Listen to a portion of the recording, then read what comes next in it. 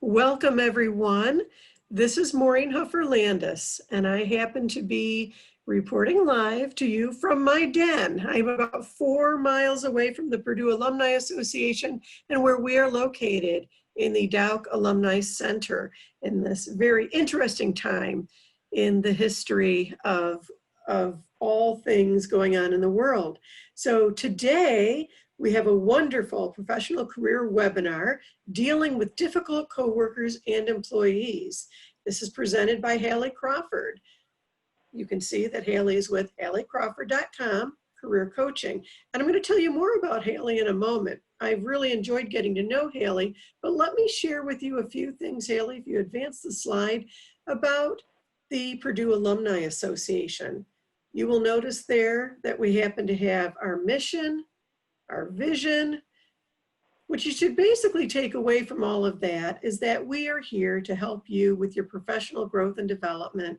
We're here to help you with your personal development too, and your social networking, all things that can help enrich your lives. And we're thrilled to do that. We have a wonderful staff. So we encourage you to get on our website where you can learn more about the various events that are going on. You can learn how to be engaged in webinars such as these. You can also figure out who is your club representative in your part of the country or the world. And yes, when I say the world, I mean all over the world. So we have wonderful opportunities through the Alumni Association. Make sure that you take a look at what we offer. I want to point out one more thing. If you would take a look at the membership area at some point during your leisure, you will note that there are different opportunities available to you based on your membership tier. And so the higher you go in your membership tier, if you should ever discover that you would need more assistance, for example, in the area of taking courses and getting those online discounts, that would be through our professional and career max areas.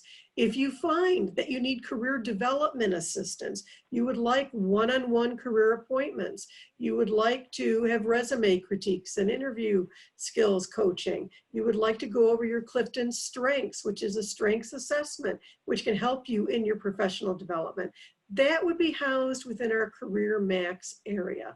And so feel welcome to browse through our site at any point in time, see if there's another area that interests you in which you have need at the moment. You can bump up and down your membership levels as you need. With that in mind, I'd now like to introduce our presenter. All of us have been getting to know Hallie a little bit more as we've been chit-chatting via chat, and then Hallie and I have actually been verbally chatting with each other so you could hear us. I've had an opportunity to know Hallie for a while now.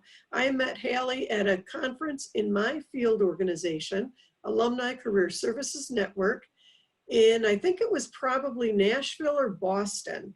At any rate, I had this great opportunity to sit at her table and go through a mini session on how she promotes career development and how she helps her clients. I was so impressed that I kept following her and online, not in person. And what I did is I made sure that when she had different sessions that were available for free, I started tuning in. We had a number of sessions through the Alumni Career Services Network, again, my professional organization. And after one of those sessions, I decided I need to get Hallie in front of our alumni as well. And Hallie has a whole host of offerings, so you'll be seeing more of Hallie as time goes on. If you look at the slide in front of you, you'll see that she has been a certified career coach and a national career expert for 19 years. You will see that she has coaches also working with her and has helped thousands of people worldwide as they identify what they want to do, as they transition into the various career choices, as they navigate those searches, and as they enhance their performances at work. You'll notice there that she has been regularly featured in the media, including US News, Forbes, Wall Street Journal, CNN, and Fox. And certainly after this event today, I encourage you, take a look at HallieCrawford.com so that you can learn more about Hallie. I know you are going to gain a lot from this presentation, a few nuggets to really think about.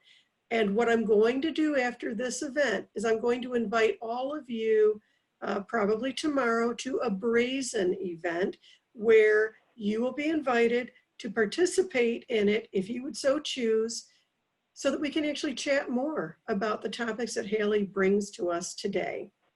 With that, I would love to turn this presentation over to Hallie. Thank you so much, Hallie. I've really appreciated getting to know you, and I am looking forward to this, I think, as much as anyone in our audience.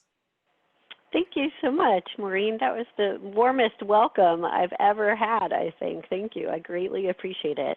I'm thrilled to be here with you all today, especially during this difficult time. We know it's difficult for a lot of people, for everyone, in different situations and different levels. So really appreciate your time today. We're trying to offer up as much content as we can to help people make the most of their time working from home, et cetera. So as Maureen said, I am Hallie Crawford. I'm a certified career coach, speaker, and author. I'm actually based in Atlanta, Georgia, and I'm fortunate that it's just gorgeous here today, nice and sunny, a little bit cooler, which is why I've got this on, but gorgeous out. And I actually have been coaching and training for just over 19 years now. I know some of you may be thinking, gosh, she sounds a lot younger than that. I'm actually 47. I have a 12-year-old son who is home with me regularly now because schools are closed. But I absolutely love what I do. So I'm so thrilled to be here with you all today because I'm passionate about helping people with all of their career goals, and especially love this particular topic about how to deal with difficult coworkers and employees, because we leverage, when we're training our clients on scenarios like this, it's very common, as you can imagine.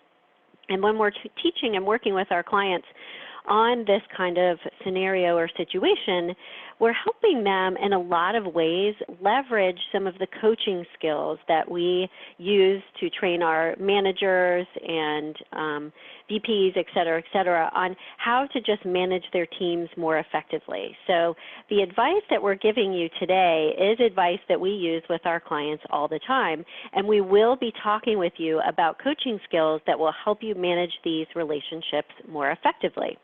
And one of the things that I wanted you to know before we dive in here too is that everything that we're talking about today is fair game as well when you're working with people online, because we realize that, you know, when you're working with people remotely, sometimes other difficulties can arise because we don't have as much context provided just normally by being in the office, or those nonverbal cues as much. And so the things we're talking about today, I will kind of add some little nuggets in here about too, how to deal with this working virtually as well. But please know that all of the concepts will go for the situation that we're in today, but well beyond that as well. So here's why this is important. I'm sure you all have a sense already of why it's important for you, because workplace conflict or having difficulties with employees or coworkers can be just very frustrating and a huge source of stress for people. I'm sure you all have heard the saying, people don't leave organizations, they leave people, like a difficult boss or difficult work environment, whatever it is. And if you take a look at this statistic or these statistics on the first slide here, this is part of why managing conflict more effectively is such an important thing, is that research shows that between 60 to 80% of difficulties in organizations come actually from difficult or strained relationships, not from deficits in employees' performance or skill sets. So it's a really big deal in terms of employee engagement, but also organizational performance, if you will. And a typical manager can spend between 25 to 40%, which when I first read this, I was shocked, it's a lot, of their time dealing with workplace conflicts. So that can end up being, you know, a couple days a week of every work week. And so this is why this is really important to manage more effectively as much as we can. And yeah, and we had a comment already that some people are here because of their boss, which is understandable. Maureen, did we want to remind me of this? In terms of the polls, did we want to go ahead and run the polls, or should we just do those in the chat feature? Either way is fine with me. Either way is fine with me as well, Hallie. And I am, everyone, by the way, if you have questions that come up that you don't want to lose track of, I'm keeping track of things like this in the chat box. So Hallie, it's up to you whether you'd like it to be a poll where people can see and then make a more specific comment if you'd like in the chat. Yeah, well, let's do, how about we just use the chat feature for the moment, because I think that's a little bit easier and I can actually see that kind of live as things come in. So if we could do the poll this way, everyone, if you could share with us if it's a difficult coworker that you're here because of, a difficult employee that you have, or a difficult or tough supervisor, that would be great. So just go ahead and put in there, and everyone can kind of see the responses come in. Please know that part of why we share this with you and ask you all to participate, a lot of them are, number one, the difficult coworker, is to know, first of all, that you're not alone. This is a very common problem. It's happened to me as well. I've had to deal with it also. And there are people, too, that it's, sometimes it's your boss, as we're seeing here. Sometimes it's all three that we have difficulties with. And as we said earlier, this can be exacerbated in some ways when we are working from home. So 1 and 3 difficult COO, but in HR, I support that person. Okay, all right, great. So please know, first of all, everyone, that you're not alone and you're in the right place. And just by the way, the elements or tips that we're talking about today or providing to you can be used across the board for all situations. Now, of course, you may need to adjust it a little bit, and it may depend on the relationship that you have with your supervisor. And if it's better, for example, to go talk with HR if the situation has gotten really dire. So keep that in mind, that everyone's situation is a little bit different. But the advice that we're providing today should be able to be used across the board, and we can deal with some of those things in the Q&A session at the end as well, okay? So just keep that in mind. Really quickly, I did want all of you to know that we do have a lot of great resources on our website, especially given what's going on with COVID-19 in the world today. So please don't hesitate to connect with me on LinkedIn, because we're posting a lot of really good, helpful information to support people in how do I work more effectively from home and set the right schedule and everything else. So follow me on LinkedIn, and also feel free to visit our career blog, which is on our website here at the very top right, so that you can follow us there as well, get any additional good advice about things that you need to be doing, especially during this difficult time, but also how to deal with difficult coworkers. So here is the other reason, if you take a look at this next slide here, the other reason why workplace conflict or difficulties can be so trying and hard on people is because if you look at this next slide, this is our ideal career model. This is the model that we use with all of our clients to help them find their career direction, but also to determine and identify what are the elements or things that I may need to work on in order to be successful in my career, and where are the problem areas, okay? And if you take a look at the model, they are basic, straightforward things like, am I fulfilled and, feeling a sense of accomplishment and reward in my job on a regular basis? Do I enjoy the tasks I perform on a regular basis? Am I leveraging my strengths? Am I leveraging the education, that I received from Purdue or anywhere else as well that I would like to, be leveraging? How am I leveraging my past experience, and is it in the right way? But also, really importantly, what's my personality type, and how does that impact the work environment I'm in? Am I in the right environment? And also, am I in the right role? And if you take a look here, in addition to compensation, work environment is a really critical piece to being in the right fit at work, but also our job satisfaction. It's a make or break. We have had so many clients come to us and say, I can't stand my career. I think I need to make a dramatic move and, become a chef or something completely different than, what they've been doing. And a lot of times when we're working with them, we find that it's really about the work environment that's the problem for them. And they need to deal with a situation that's been really, weighing on them at work, whether it's a difficult coworker or something like that. By the way, if any of you would like a copy of the model or the PowerPoint presentation, we'd be happy to share that with you. Feel free to email us for that. But actually, what I should say, let me rephrase that, Maureen, I'd love to be able to we'll just email it to everyone as part of your participation today. We will email a copy of the presentation so that you have that as well as the recording, okay? So work environment is a make or break, and this is why it can be so tough to deal with these kinds of situations. Here's what we're going to talk about today. If you take a look at the next slide, here's our basic agenda. We are going to talk first about coaching and how we define it, because that is kind of the perspective, if you will, that I want you all to take with the tips and advice that we're providing to you, that we want you to get grounded in this different way of kind of being and working with your coworkers, with your supervisor, with your COO, et cetera, that can help you be a little bit more coach-like, which will then help you manage and handle and even in some cases diffuse these difficult situations a little bit better, okay? We're going to talk about 3 critical communication skills that will help you work more effectively with these difficult coworkers, employees, et cetera. I'm going to give you some resources along the way, and as Maureen said at the beginning, and you all received in advance, there is a handout for you to take notes today as needed and leverage afterwards too, okay? All right. So first of all, coaching defined. This is just going to be really quick here about how we define coaching. But again, I want you to think about if you can add to your toolkit of being a better professional and better leader, these tools from coaching, kind of coaching skills, then this is going to help you manage difficult situations that much more effectively. So think of it as sometimes I may need to put my coach hat on to deal with this difficult situation. So coaching defined in its truest form is defined as helping someone learn something new or do something differently in order to improve their performance. Coaching in its purest form is not about issuing instructions typically.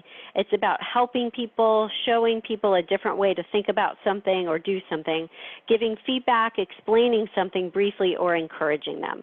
So in an ideal world, a coach is helping someone else learn a different way, learn what their own answer is, or figure something out on their own, okay? And that, again, is in its truest form. We know that as leaders and managers, we can't always be a coach. Sometimes we need to tell someone this is the way that we need to do this, and we get that. But the more you can, and this is kind of the big one here as we move to the next slide, the more that we can be a little bit better about listening to our intuition, empathizing with and trying to understand where the other person is coming from and asking the right questions, the better off we will be in dealing with these difficult situations. So let me pull up what's on this slide here just really quickly, okay? Oops, let me go back, sorry about that. So coaching skills in the workplace can enormously help you improve your communication skills, which can then help you diffuse and manage these difficult situations. And the reason why coaching skills can be so important for this is because it will help you develop greater trust with your coworkers, employees, clients. And the bottom line is that the tips and advice we're going to give you is we want you to begin to develop this greater trust with these difficult coworkers, employees, clients, et cetera, greater sense of empathy, help you work on and improve your tone, and hopefully they will learn from this as well. So just keep in mind, everyone, too, this isn't all about you and you having to fix this on your own, but it is leading by example. Help there be a greater sense of this honesty and kind of feedback that's in a productive, effective way, and establish greater connection. I had a coach a long time ago that said, you know, stepping on people's toes, the good part about it is that we establish greater connection with those people and usually become closer and have a stronger professional relationship as a result. So that's the good part that can come out of these difficult relationships in some cases. So let's take a look at the next slide here, and the foundational skills for coaching that we want to be talking about today that I'm going to give you advice about is how to design your relationships professionally more effectively so that you can deal with these difficulties more productively over time. More effective listening on both ends of the spectrum here. How to leverage and use curiosity to help these difficult situations be diffused from the get-go. Leveraging your intuition and self-management as well. So all of these will help you diffuse these difficult situations. And I just love this image on the slide here. I just have to do that because he kind of reminds me of my 12-year-old son who just likes to go crazy and be cute. So the three critical coaching skills that we're going to leverage and talk about kind of as our baseline today would be this designing the relationship, active listening, and leveraging and using curiosity to deal with these difficult situations. So let's talk about this first one.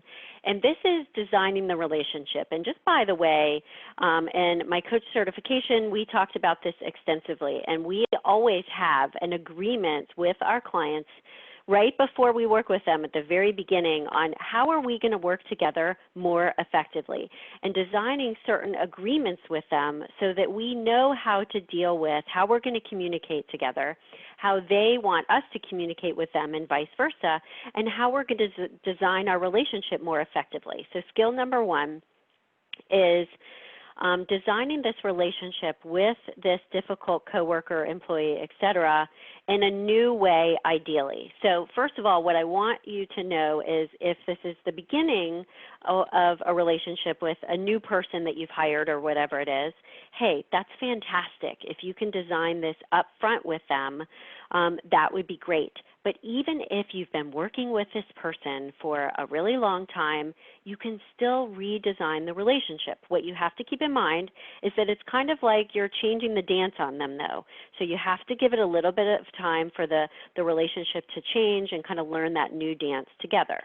But here are some of the things on the slide that we want you to work on in order to help redesign this relationship with them, okay?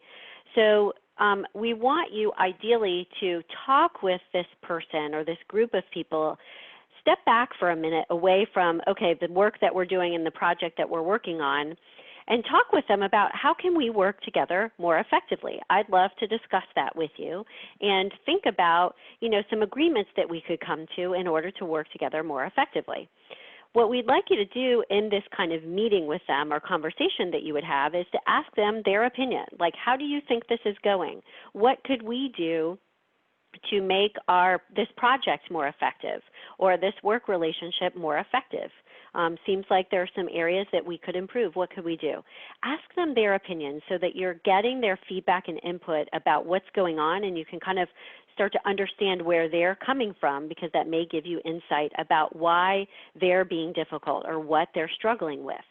A really great idea is to establish guidelines for communication and how to communicate more effectively. Do you need to meet more frequently? And do you need to do it more virtually or over the phone or send an agenda in advance, because that would be more useful for the relationship to be more effective and less difficult?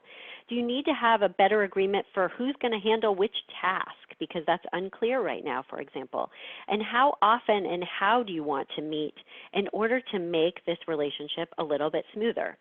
Set boundaries for communication. For example, the other person might feel a little bit better if you shared information with them via email first, because then they can digest it, because they're a little more introverted. They can digest that information and then be able to meet, and that would be better for them or for you. Set boundaries on how much time you're going to be meeting each time that you meet, and maybe the frequency of it. If your meetings are going too long and maybe they're spending too long complaining, let's say at the beginning of a conversation with you, maybe you can say, I think we should spend a few minutes, like the first 5 minutes kind of checking in with each other, and then get into the work, into work mode, whatever it is. And ideally, if you all can come to an agreement on how you handle conflict together. If you each have a disagreement about how the other person is handling a task, how should we talk about that, Joe or Sue or whoever it is that you're speaking with? I feel like it would be great for us to come up with, like a charter, a team charter. If you're working in a group, team charters are great to help people understand how you're going to handle different elements of working together effectively. And how should we handle feedback? How would you like me to give you feedback, and vice versa? By the way, I'm open to feedback, and if you could give that to me directly and right away, I'd greatly appreciate that, because then that can help me work with you more effectively. So as much as you possibly can, design your professional relationships more upfront and more openly, so to speak, the better off things are going to go. If you take a look at this next slide, these are some of the additional things that you can work through together to have your relationship agreement, so to speak, your work relationship put together in a better way. What are the objectives and tasks we need to achieve through this project or this program? Make sure that those are really clear and you know who's supposed to do what based on each person's strengths. What are the roles that we each want to play or think we should play based on our strengths and our role within the organization as well, or within the department? And are we playing out those roles effectively? Talk about and be more open about challenges that you have encountered in the past and how to deal with them going forward. And any challenges that you may encounter in the future, talk about those up front so that you have a plan of attack for how to deal with those at the time. How are we going to keep track of milestones with this project so that we know we're being effective? And any ground rules, like we talked about before with boundaries, any ground rules for meetings, communication, et cetera. Come up with those together collaboratively so that you're both making the assumption that, hey, we can work this out, and how do we do that effectively? So I'm curious to see if you can just share in the chat for us really quickly how many people have developed this type of checklist for a team or for a professional working relationship before, where you went through and actually talked about how can we work together more effectively. We've got a few people saying yes here, which is great. Please continue to share. And remember, as you're sharing here, it can be as detailed or not as you guys think it needs to be. We would prefer that you err on the side of it being a little bit more formal so that you have things in place that really make everything clear cut for you, okay? So to have a detailed checklist we think is better than not, so that you guys can fall back when there are difficulties. You have something to fall back on. That would be the idea for the checklist that you develop. But these are some ideas that you can include in it. One of the things that we want you to consider when you're designing your relationship, and especially during this time with everything going on in the world, as well as when you're trying to think about what may be going on for the other person and developing that empathy for them, this model is really helpful to help us all understand what the 4 needs of followers are. And I say followers in air quotes because this is basically anyone within an organization is going to have these needs. They want to have a sense of trust, that they can trust their leadership, they can trust their coworkers, et cetera.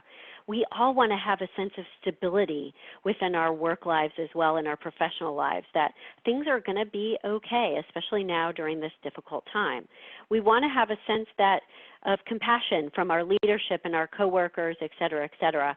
And we all want to have a sense of hope, that we have faith in the direction of our organization is going in the right way. So these are things that you can start to think about with your employees or coworkers, and even in some cases with your boss. If you think some of these things are going on and this is part of what's causing your supervisor or someone else that you're working with to not behave in as productive a way, these are some of the things we want you to think about as a checklist, so to speak, okay? And there may be areas in your checklist that you need to incorporate that help address these needs of followers, okay?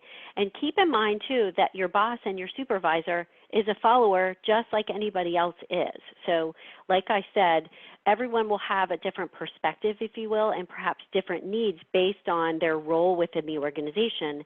But anyone who is within an organization and is employed by an organization can be considered a follower to a certain extent, okay? The reason why designing the relationship can be so effective is because it's because that it empowers, when you're asking them and talking with them about it, it empowers each person to take more responsibility for their role and what's going on. It establishes clear boundaries for a safer space where we can talk a little bit more openly, ideally with each other. And by the way, too, you want to make sure that you're periodically updating your agreement together, quarterly, for example, or every 6 months at a bare minimum, as needs and different situations arise. If you switch to a different project, et cetera, et cetera. So keep in mind that this isn't something that should be just stagnant. It should be something that you keep up to date on a regular basis. And it is being more coach-like if you're periodically checking in with the other person. How are things going? Do we need to adjust things? I feel we need to adjust this, this, and this. Can I give you this feedback at this point? The second skill that we want to talk about for today is the sense of active listening. And I'm sure all of you understand and have heard this term before, this active listening. Not everyone knows how to listen as well as they think they are doing. So we did want to share this with you briefly about more active listening, and then we'll talk about powerful questions as an additional tool too. Everything in the workplace involves communication. Two-way communication is critical as much as we can possibly get there. I know we can't always get there in a perfect world, but it's critical as much as possible, as it can greatly impact efficiency and effectiveness, as I'm sure we all know in the workplace. Okay, so these are things to note on your handout. We're going to do levels 1, 2, and 3. There's 3 levels of listening that we want to share with you today. The first level of listening is what we call internal listening. It's listening to our own inner voice. I'm hungry. That sounds hard. Ooh, I don't know what this person is talking about. They are frustrating me, and I'm starting to get frustrated, and we feel it in our bodies. So level 1 listening is listening to our own inner voice. We absolutely need to have this so that we're tuned in with our inner needs, but we want you, as much as possible within these difficult conversations and scenarios, to be in level 2 and 3 listening. Level 2 listening is what we call focus listening. It's focused on the other person, listening to each word that they're saying, but also their nonverbal communications and the things that they are not saying that's underneath the surface that you may need to call out in some cases. So if there are nuances going on, energy shifts, whatever it is, things that you think they may not be saying to you, if you have and have tried to establish those communication kind of guidelines and have gotten to a better place where you can be a little bit more open and direct with them, this is where you can call out things that they may not be saying to you, or at least ask or check in with them. Hey, what's going on? Is everything okay? Do you have something that you want to share? Okay. So let me pull up everything on this slide because I find that that's easier. And we would like to poll everyone, if you could tell us if you feel you have effective listening skills based on these 3 levels of listening specifically. That would be great. Just a yes or no would be fantastic. Our third level of listening is what we call global listening. It's the energy between the two of you, how it's changing or shifting, shifts in mood, tone of the conversation, what's going on. So that global listening, ideally what will enable you to do this a little bit better is to be still. Look at the very bottom of the slide here. Be a little bit quieter and really kind of be still your body a little bit, calm down a little bit. Go slower when you're talking, especially with a difficult person, and don't step over anything in the conversation. That's the purpose of slowing down, so that you can remain calm, but also so that you don't step over something that they have said that you may think you need to piggyback on based on what's going on. Slow them down a little bit if needed, and err on the side at the beginning of dealing with these difficult people of asking more questions versus giving advice, telling them what you think. Ask them more questions so that you invite more information for what's going on with them and can understand what's going on. You'll be better able to help solve the problem. The second thing to do in terms of having a more effective conversation with one of these difficult people is to set the tone of the conversation before you dive in, okay? And one of the ways that you can do this is if you really need to give someone tough feedback, I would again set up the meeting with them, to say, hey, I'd like to talk about how we can work together a little bit more effectively. I feel like we've got some or had some bumps in the road, and I'd like to get on a really good page together. So we do want you to be thinking about when you're dealing with this difficult person, including if it's your supervisor or boss, you want to calm yourself down as much as possible before going into any of those conversations. Slow yourself down when you're talking, because that will help you be a more effective listener, and also kind of tune into what may be going on between the two of you and in between the room or what's going on in the room, that kind of thing that you need to pay attention to. And the thing that we were talking about just before too is before you need to give someone difficult feedback, if you have to tell someone something that's a little bit difficult to hear, or you think that they might feel uncomfortable with, instead of just going in there like a bull in a china shop, the best way to handle this is to say, hey, look, I have something that I need to share with you that may be a little bit touchy or maybe difficult to hear. Can I share that with you right now? Is now a good time to talk about this? So if you look on the screen here, this asking permission goes a huge long way, because that will prepare them in advance versus just coming out with it right out of the box. And their defenses will go down because they've given you permission, so to speak, to talk about this at that point. We've had clients use this with really good success and effectiveness. And as we said earlier, this is going to depend on the situation and the person. You don't want to do this in the middle of a meeting, especially if you have something touchy to talk about. You want to do that one-on-one. You don't want to do these kinds of things via email. Ideally, it's better to have a phone call, video conference, something where they can hear the tone of your voice so they know that you're coming from a place of, hey, I want to work this out and try to get this fixed, okay? So, but doing this, letting them know in advance that you've got something that might be kind of touchy to share, and asking permission can help set the right tone of the conversation right out of the box. For those of you that are interested in this empathetic or empathic listening scale that we use with our clients, really good tool. It's just like 10 questions, easy peasy. Happy to share this with you. Just email us if you'd like a copy of this. And what we would recommend in order to kind of gauge your active listening strengths and skills and areas that you may need to improve is to do this quick quiz using this scale, identify your 2 lowest areas, and those are going to be the ones that you're going to want to work on the most in terms of your active listening, okay? One of the things we would also suggest you do for homework is have a close friend or family member tell you about a problem that they're struggling with. And you are only allowed, and this goes back to the asking the right questions, which we'll talk about a little bit more in just a moment here, but you are only allowed to reflect back what they're saying or paraphrase it as well. You're not allowed, in this case, to ask questions and not give advice. Here's the deal with this, everyone. It's human nature. Our inclination is always to jump in, try to be helpful, try to fix something, and help someone out by giving advice. And it is so much more powerful in so many ways when you put your coach hat on to ask questions instead of diving in with advice. This will help you with those difficult people by allowing them to vent a little bit first. And showing interest in what's going on for them will help them be less defensive and frustrated as well. So this asking question thing, or even sometimes just reflecting back or paraphrasing what they're saying, will help someone else, the other person, feel heard. And that will automatically get them to be a little bit less defensive about whatever is going on. And you'll have more of an entree, if you will, into being able to chat with them more honestly in a more productive way about that difficult situation.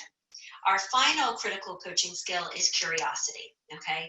And here's the deal with curiosity. This is about several things that I'll bring up on the slide here over the next moment. Being curious instead of judging or going to anger helps diffuse a difficult situation, as we know. Ask permission to share something difficult or share something that you need to be honest about, even if it's not going to be that difficult, before you share it with them. And this next concept that we want to share with you is this idea of powerful questions. Coaches use this all day long in their coaching. Powerful questions are open-ended questions. They tend to be a little bit like childlike because they have no judgment inside of them. You need to be careful of that. And it allows the other person to vent, explain, get whatever it is that they need to off their chest, talk about what's going wrong or whatever it is, so that then you can get past all of that junk and identify a solution. Powerful questions, bottom line, everyone, is they are not yes or no questions.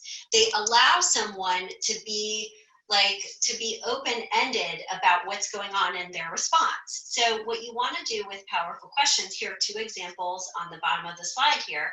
How can we improve our work relationship? What's the best way to accomplish this goal in a more effective manner or without conflict? Use the question in whatever way works best for you and adjust it for your situation and for that person. But what you'll notice here, everyone, in these powerful questions is they assume a positive outcome. So there's no room for, no, this isn't going to work, and no, I have no advice. It assumes a positive outcome, allows you guys to talk through this together and brainstorm what some options are. They are not yes or no questions. So as you're practicing with powerful questions with friends, family members, and coworkers that you do get along with, or supervisors or other people in your organization that you do get along with, practice with them. And as you're going through your question, if you feel that it's going to be yes or no, pull back a little bit and adjust it. There are 2 types of powerful questions on this slide here. Information gathering. How much time do you need to spend on this before you get back with me? What is a reasonable deadline for us to talk about this next? And also curious questions that invite them to come up with answers so you guys can collaborate more effectively. What will finishing this report mean to you? Is this going to be a rewarding project for you, and how so? What would working together effectively look like? Okay. If any of you feel like, and we'll get to Q&A here in just a moment too, but please know, I did want to offer this for everyone. I know you have your Brazen event tomorrow as well, which is great, but please feel free if any of you would like to get more specific advice for your unique situation, because I do realize that everyone's situation is different and you may need really tailored advice for what's going on with you and your supervisor, etc. Don't hesitate to email us. I'd be happy to chat with you offline when we're done today. Just email us at admin@halliecrawford.com, give you some free time career strategy session to get advice on anything we've talked about today or anything else that you need help with. Additional critical coaching skills we want you to consider in your toolkit is listening a little bit more to your intuition. Sharing your intuition more with people, whether it's difficult coworkers or not, or supervisor. All you need to do is say, I have this gut instinct that this is going on. Is that right? You can just kind of give them a little caveat in advance. But we want people to leverage their intuition more, because we feel like people get so logic oriented, understandably, in a professional setting, which we get, and you need to use logic. But we want you to tap into your intuition a little bit more and be willing to share your intuition with people. Again, you can just give them that caveat in advance of, this is a gut instinct I have. Is that the case here? So that you can have a more productive conversation about what might be going on. And by the way, as part of this next slide here with self-management and intuition, if you're getting frustrated with this person, and it's better to wait and to talk to them overnight so that you can journal, you can sit quietly with the issue, talk with a coach or friend or family member, and then come back to it with a fresh perspective, we highly recommend that. In terms of the self-management, do try as best as possible, I know this can be hard, not to judge the other person.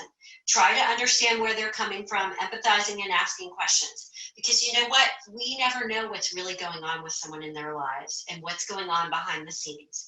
And it's not that you necessarily have to get into that with them, but if you can understand where they're coming from a little bit more, 9 times out of 10, that can help you address these difficult situations a lot better.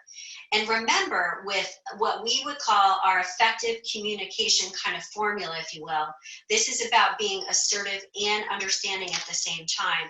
This is your checklist at the bottom. If you're dealing with someone that is difficult and that you're having a conflict or issue with, in addition to the tools we've talked about already, the first thing you need to try to do with them as much as possible is show understanding. Because we all know how we feel when someone shows understanding to us. we calm down, we get in a better headspace in order to deal with whatever is going on. So show understanding first, ask questions, tell them you understand where they're coming from. Even if you don't fully agree, understanding doesn't mean you have to agree, but showing that understanding can help.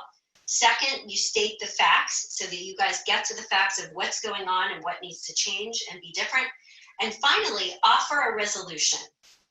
And you can think about anything that you would add to this list as part of your homework assignments after today.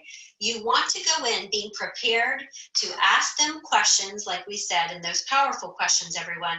But we also want you to go in with a possible solution and some suggestions and compromises to how to deal with the difficult situation that is going on with them. Don't leave it all up to them. Come in with your own suggestions, but ask them first what ideas they may have to make some improvements, okay? So we're gonna go ahead and close my part of the presentation for a moment, because I wanna make sure we do have time to ask some questions today. I do want you all to think about, get out your handout, piece of paper, whatever it is, and please start to write out 2 action steps that you will take in the next week based on being here today, because we want you to take this and make it real. It could be the empathic listening scale, could be scheduling that strategy session with me to talk for a couple minutes about your unique situation. I'm happy to do that with anyone today. Feel free to just email us. And I'm gonna move to my last slide here for the moment. I know that some of the things that we talked about today may involve taking a little bit of risk and stepping out of your comfort zone. When I'm feeling like I don't wanna do something like that, like, oh, I don't wanna deal with that, this is the quote that always gets me to push past that discomfort. The greatest risk in life is not taking one, everyone. Remember, without risk, there's no reward. If you don't push yourself to have this tough conversation with this person, it's probably just gonna get worse and fester and not go anywhere. So remember, without risk, there's no reward. And you need to take these small risks, even if they're in baby steps, okay? Slowly but surely, to change the tone of this relationship you have with this difficult person. All right, so Maureen, I was going to unmute your audio and ask you to start your video again if you would like to. And please go ahead and in the chat feature, everyone, please feel free to go ahead and ask some questions that you have. I can stay on for at least another 5 minutes, give or take another 7 minutes to ask questions. So please go ahead and put those in there. And Maureen, we see you again. Sorry about that. I wanted to have you on mute just so it wasn't too confusing for people. Absolutely, and I meant to put myself on mute and also have my audio off. There was one question that came in earlier on one of our other feeds, because now we have 3 parts. Yep. This was regarding the checklist and the 4 needs that you showed, that slide. Right. So the person was wondering, how would you suggest bringing this up to someone who used to be your boss or is your boss? Yes, great question. Checklist. Yep, that's a great question. So it depends a little bit on, and this goes for everyone on the call today too. It depends on the type of person that you're dealing with and how open they are to direct communication in person or not. And it also depends on the relationship you have with them currently. But what I would suggest, kind of as a general rule, and you know what I was going to do here is I was going to pull up my contact information so that if anyone wanted to talk about this further, they could. So that's there. So I would think in advance of what you would like your checklist or agreements to be in an ideal world for you. But you don't necessarily need to share that whole checklist with them right out of the box. I might think about, okay, what are 1 or 2 of the items that I would like to push forward and have be a little bit better with this person, especially given they were your boss before, okay? And you might want to say something like, hey, could we have a quick conversation? And I'd like to talk with you for a couple of minutes about ways that we could continue to work together effectively. So you may not want to call it out and say, well, like, you know, things have been terrible and what do we do to fix it? But you could say, hey, you know, I just would like to chat with you, especially given, you know, this new work from home situation. You can use the current situation as sort of a reason or excuse to open up this conversation.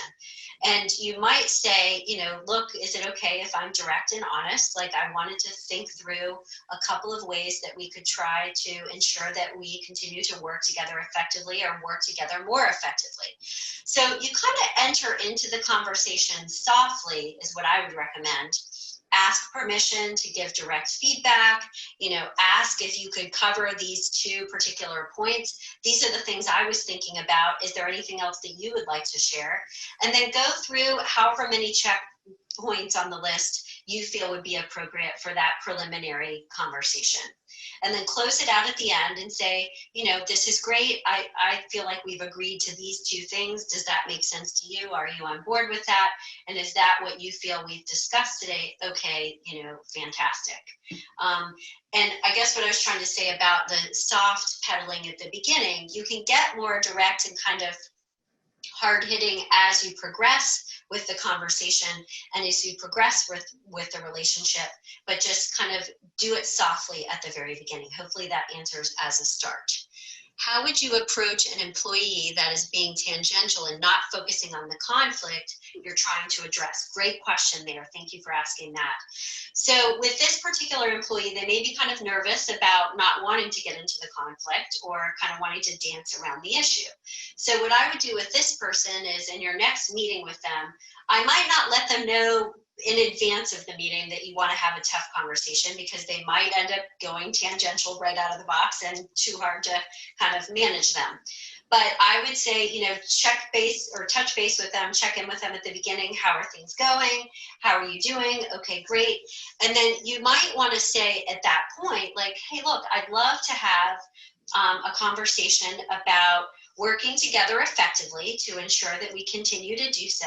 But I had some ideas about how to structure, this project and even structure how we handle tasks together a little bit more effectively. Are you open to that? Okay, great. Most people are not going to say no, or most people will say yes. And if they say no and you need to press a little bit harder, it's okay to say, okay, is another time better for us to talk about that? Or you might say, I think we really need to talk about these things. So, I'm gonna, chat about it for at least just a minute. And hold their feet to the fire a little bit. So ask that permission and then say, I've noticed, or I feel like a couple of things may have been touchy for us in the last few weeks, and I wanted to chat about those for a minute. I have some thoughts about how to address them. So the more you can lead them down the rosy path, so to speak, in a positive way, is that, I would like us to work on this together. I have some ideas to share. Take the lead on the conversation or in the conversation a little bit, but kind of lead them down the rosy path of, we're going to talk about this, but I'm making it as safe as possible for you to talk about it, the better off you will be. So Morgan, does that help you answer that a little bit? Yes, thank you. Yeah, okay, good.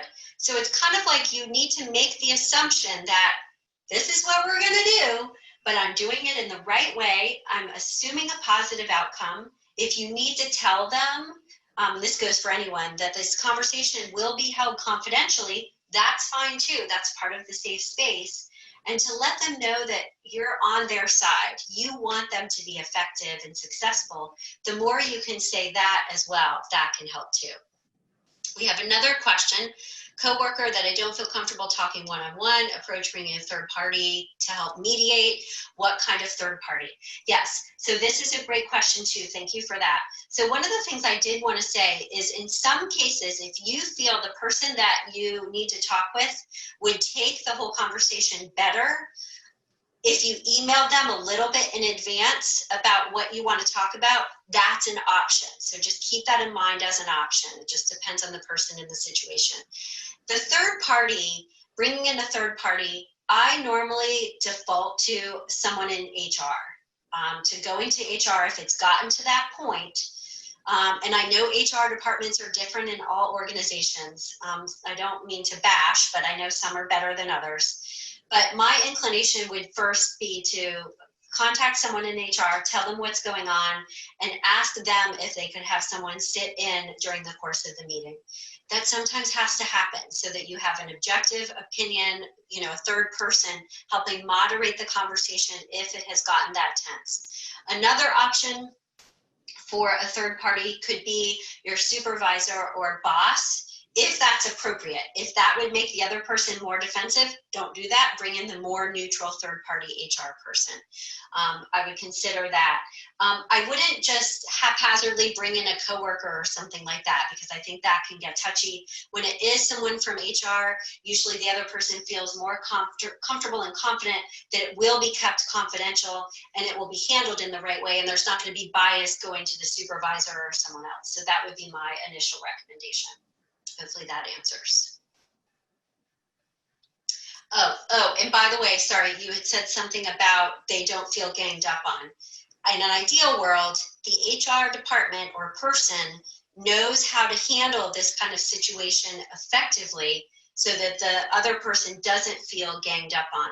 If you feel like you need to help with that, I wouldn't try to take that all on yourself, because again, HR people are supposed to be trained to handle these things effectively. But if you feel like you need to smooth that over a little bit, then make sure that you go into that meeting again with stating your positive intention. My intention here is for us to work together more effectively. I truly have that intention. I want this to work. I'm happy to do whatever it takes to make that happen. That's what I would say. So Maureen, I wanted to let you say a couple of last words as we start to close out here too, because I know you might have had some announcements. Hopefully I didn't go too long there. Well, first of all, Hallie, thank you so much for being with us today.